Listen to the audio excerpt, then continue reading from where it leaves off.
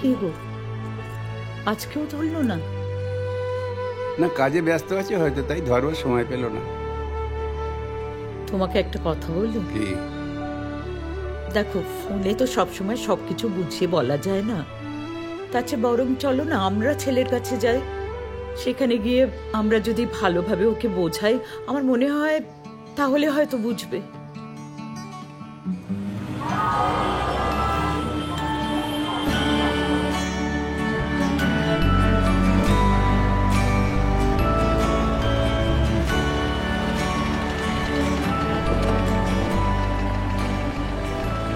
বাবা, কত উঁচু!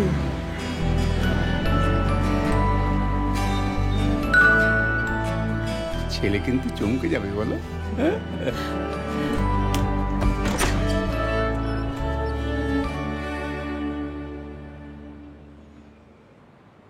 টাওয়ার 3? হ্যাঁ 74? হ্যাঁ। তাহলে অপূর্ব সরকার? আপনারা? আপনি? আমি অপূর্বর বান্ধবী, আমরা একসাথেই থাকি। অপূর্ব? আমরা অপূর্বর বাবা মা। Yes, sir. That won't be a problem. অপূর্ব, তোর Absolutely, মা yeah. বাবা এসেছে। Huh? Sir, excuse me, 1 minute. আরে তোর মা বাবা এসেছে। বাবা এসছে মানে কি বলছিস তুই? একদম নাটক করবি না, এমন বিহেভ করছিস as if যেন তুই কিছু জানতিসই না। আর কি মারছিস? আমাকে বলে কি এমন মহাভারত অশুদ্ধ তো তোর? আরে আমি নিজেই জানতাম না, আমি তোকে কি বলবো? বন্ধু বললো তো, আমি সত্যি জানতাম। ভূতও নয়। প্লিজ যা, জাস্ট গো। অদ্ভুত তো। গো।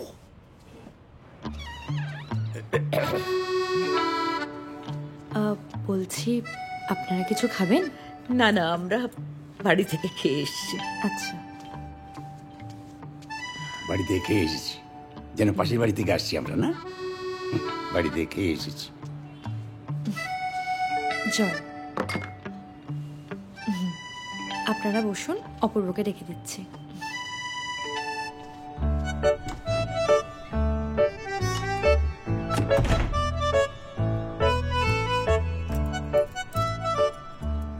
খাও, জল খাও।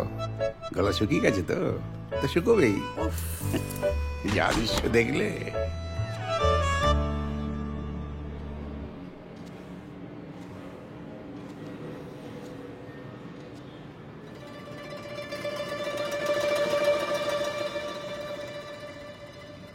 তোমরা আমাকে তো একটা ফোন করে বলতে পারতে, কিছুই তো বলনি তোমরা। তুমি যে বান্ধবী নিয়ে ঘর করছো আমাদের বলেছো, সেটা তো বলনি। হ্যাঁ বলিনি। আর আমি যদি ওর সাথে থেকেও থাকি, আমি তো অন্যায় কিছু করিনি। তুমি অন্যায় করেছো এ কথা কেউ বলেনি তো।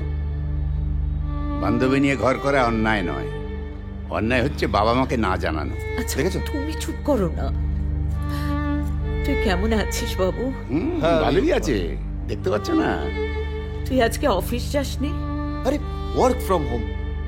আসলে তুই অফিসের কাজে এত ব্যস্ত থাকিস, ফোন করলেও ধরতে পারিস না। তো তাই আমি আর বাবা ভাবলাম যে নিজেরাই এসে কথা বলি। তোমার সঙ্গে একটু কথা ছিল। বলো। বাবা হয়তো কোনোদিন বলতে পারিনি,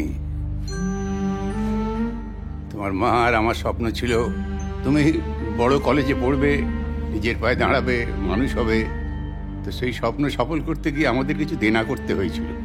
তারপরে ওই বাড়িটা করার সময় কিছু ঋণ করতে হলো। তো এতদিন বেশ চলছিল ঠাকনা দিয়ে, কিন্তু আর সামলাতে পারছি না। তাই তুমি যদি কিছু। তোমরা এখানে টাকা চাইতে এসেছো? সিরিয়াসলি টাকা চাইতে এসেছো এখানে?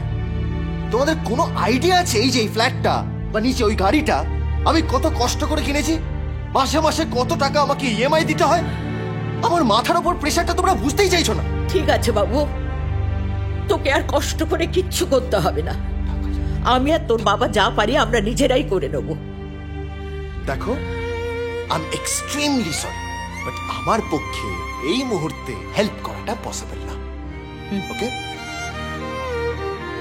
বাড়িটা কিন্তু খুব সুন্দর করে সাজিয়েছিস।